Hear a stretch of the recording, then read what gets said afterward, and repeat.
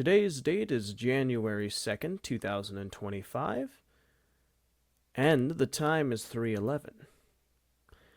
I am currently sitting here recording a little update on my day off. And boy, what a exciting day off it's been. No, it hasn't been a very exciting day off. It's been a pretty stationary day off, if I'm being perfectly honest with you. You see, I do have some interesting things to talk about, some highlights that some may find interesting. So, I own a PlayStation VR 2 device, as you can see right there. But there's a problem. The device had a smudge right in the middle of the left lens of the screen. And so I had to do the necessary thing and take action by calling Sony support and seeing if the device had a warranty under it, and it did. So I sent that device all the way to the repair shop in Texas. Yeehaw! And after it went to Texas, I decided to get an update on how the progress for fixing it is going. So I called Sony support again today. And it was pretty darn frustrating, but I mean, there's really no other way to cut it. It was very frustrating. And the reason why was because I had to wait like 40 minutes to get in contact with someone on the phone. After that, when I finally did get in contact, the person speaking was very difficult to listen to. Like, they were using like a phone from like 1995. It was absolutely ridiculous. I had to ask them to repeat what they were asking me multiple times, which wasn't very good, but what can you do, I guess? But of course, after that, I got in contact with them. They said that I got the email for returning the device on the 12th of December. But I checked back on my emails as I was calling them, and it wasn't the 12th, it was the 17th. Why are they getting it wrong? It was very strange. So, of course, and I gave them my case number and, my email, everything, all the information necessary for the purchase to go well, or the support to go well, not the purchase. So after I updated the person on all that, they asked, okay, so it says that the device is already returned to you on the 16th of December. Okay, wait. So first you're telling me that the device, I got a notification that it was going to be returned on the 12th, which I did not. It was the 17th. And now you're telling me that the device has already been sent back on the 16th of December, a whole day before I even got notified that Sony received my call to action. So, needless to say, I was really confused and absolutely baffled by the responses I was getting. So, I had to communicate with the support member on the phone and tell them that no, I got confirmation that they will be sending me help on the 17th December, and then I wasn't able to send the product back until I believe like the 20th or 19th of December. to Sony. So I don't know. Maybe, well, based on what was going on throughout that point in time, maybe the dates were correct, and I simply just got an email much later than the 12th, like the 17th, after all the paperwork was done at Sony. But whatever the case is, it was, so I'm giving the benefit of the doubt, but it was a very confusing and strange communication. But after going through, all that, the caller put me on hold, and I had to wait for a bit of a while before getting an update on it. So, there's that.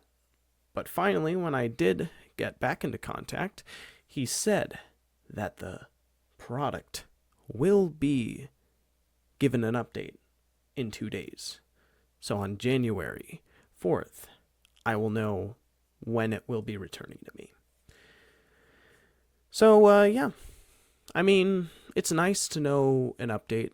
Of course, it's been well over 8 days, I think, or 9 days since I sent the product in, and it's been well over a week since the product arrived at the repair shop.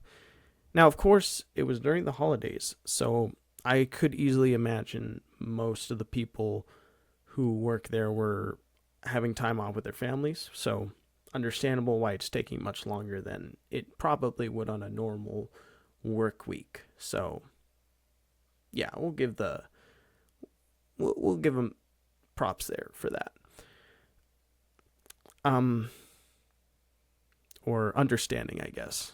I don't know why I said props. But regardless, it was a bit confusing and strange and odd, but so is life, and just gotta roll with it, baby. So, of course, after that, I decided to watch a YouTube video about artificial intelligence, namely ChatGPT's new O3 model that they have currently in the development stages. And what I found interesting about the video was mainly that apparently the performance is 3 times greater than their current ChatGPT's most current advanced model, O1. And of course, they had to call it O3 because there was apparently some broadcasting station called O2, and they didn't want to get into, legal conflict with them, so they had to call it O3 instead. So that's confusing. But all that to say, it was so interesting watching this video, mainly because near the end of it, the guy who made it mentioned this book. I forget what the name of it was, and I don't have my phone on me to say what it was.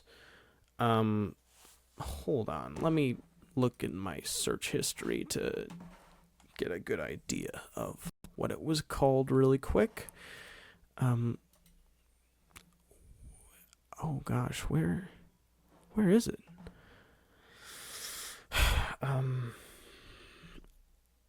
No. Gosh. The Player of Games. The Player of Games, which is a science fiction novel that takes place in space. And on Wikipedia, the synopsis, it's written by a guy called Ian M. Banks. And can we get a quick synopsis of this? That's a bit on the long side.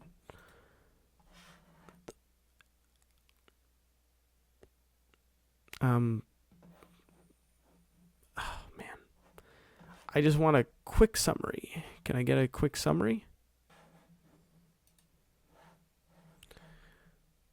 The Player of Games, written by Ian M. Banks. The culture, a humanoid machine symbiotic society, has thrown up many great game players. One of the best is Jernau Morat Gurge, player of games, master of every board, computer and strategy. Bored with success, Gurge travels to the empire of Azad, cruel and incredibly wealthy to try their fabulous game. A game so complex, so like life itself, that the winner becomes emperor. Mocked, blackmailed, almost murdered, Gurga accepts the game, and with the challenge of his life, and very possibly his death. So that is the summary of the story, but the reason why I found it so interesting was because the creator of the video that suggested that book, and I am going to look for his name right now on YouTube.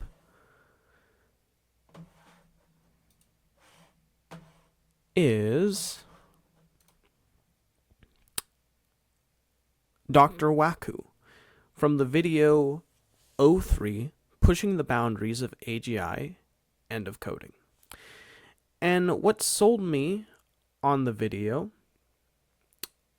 is that, well, pretty soon, artificial intelligence, or what sold me on the, not the video, the book, listening to the book, because I actually did buy the audiobook version of it off of Audible, was how in the near future, artificial intelligence is very much going to get more and more intelligent as time goes on. Now, of course, there are detractors. There are people who say that, well, the information is going to become inbred because pretty soon AI is not going to have enough information to feed off of other than itself, and so it's going to start making messed up answers. And I remember there was a video I saw, I haven't watched yet, maybe I will, maybe I won't, but just the thumbnail from a YouTuber that I enjoy watching called Mudahar, who did cover that topic, is AI becoming inbred. Of course, there's lots of concerns about this technology. Will it make us more dumb? Will it make us more intelligent? Will we use it as a tool, or will we use it as a crutch? Which technically you could call a tool, but that's to say something that you're using instead of using yourself because it's easier even if it makes you weaker by using it. And the guy sold me on listening to this book because it explores a future where AI can do anything that a person can do, and so humans have to practically figure out how to use their time after they have practically used up, they don't have any practical duties to do anymore, and so they just play games, and the games get more and more difficult. And that's how he sold me on it, and now I'm going to listen to it to see what it's like, and I'm going to report back on what I thought of it. But it's about 11 hours to listen through the whole thing, so it's going to take a while to hear it through. I'm going to piecemeal it day by day, maybe an hour a day, we'll see. Maybe on like a morning walk or something. But that is a story that I find absolutely fascinating because it seems very relevant to where we're going today and where we're going in the future. And knowing your future is as important as knowing your past and your present. You have to have an all-encompassing view to know exactly where you should and shouldn't go. So, yeah, that's pretty much all I had to say about that. And now, it's time to give a little update on my goals that I would like to pursue. Writing, art, video editing, communication, just general storytelling. And this has been very difficult for me because when I think about doing or learning a new skill, I overwhelm myself and I look at the whole picture, and that scares me because it seems so overwhelming and like there's no way I can do that, and I talk myself out of it. But Instead, I think what I'm going to do is that I'm going to take one thing that I find very interesting, and then I'm going to break it down into small, manageable steps. So that way I can fall in love with the process rather than get overwhelmed by the holistic idea of learning everything. Because, think about if like you were a baby. You came into this world, and are you given the duties of paying your bills, of paying taxes, of having a job, of having a family? No, you're a baby. you you don't you don't know anything yet. And that's why it takes a long time to learn, because you gotta learn how to take the first steps. You gotta learn how to eat good. You gotta get potty trained. And that's me right now. I'm in baby mode for investing in your future. Because if you don't invest in your future, you're doomed to repeat your past mistakes over and over and over again. And that's why I'm recording this, to keep myself accountable and to do the right thing. So that's about all I have to say for this today. And in the future video, maybe I'll give you an update on how the book is progressing, how that PlayStation VR 2 order is progressing, and how my goals are progressing. I guess I could start off with editing and maybe work towards drawing. Whew, this is going to take some time to work out. But that's about it for today. I'll talk to you next time. Take care, everybody.